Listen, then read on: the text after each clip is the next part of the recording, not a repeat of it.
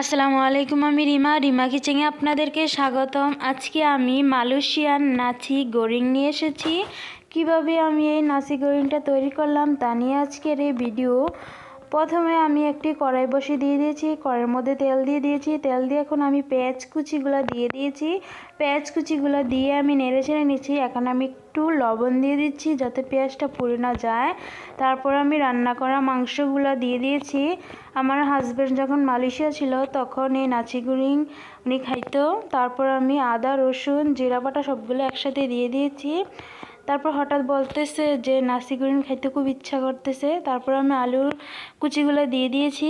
তখন আমি ছট করে রান্না বসিয়ে দিয়ে দিলাম। তারপর আমি একটু হলুদ গুঁড়ো দিয়ে দিয়েছি। অনেক মজা খেতে এই নাসি গোরিংটা। তারপরে আমি একটু এই গাজর কুচিগুলো দিয়ে দিয়েছি।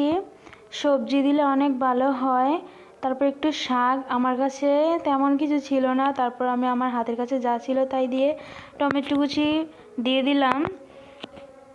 মালয়েশিয়ান নাসি গোরিং, তারপর একটু ম্যাজিক মশলা দিয়ে দিলাম।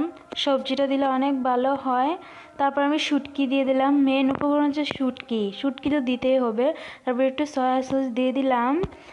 তারপর একটু টমেটো সস দিয়ে দিলাম। সবগুলো আমি একে একে দিয়ে নাড়িয়ে দিচ্ছি। আমার হাতের কাছে যা যা উপকরণ ছিল তা উপকরণ দিয়ে আমি এই নাসি গোরিং তৈরি করেছি। তারপর আমি কাঁচামরিচ কুচি দিয়ে দিয়েছি, একটু রাঁধুনি মশলার গুঁড়ো দিয়ে দিচ্ছি।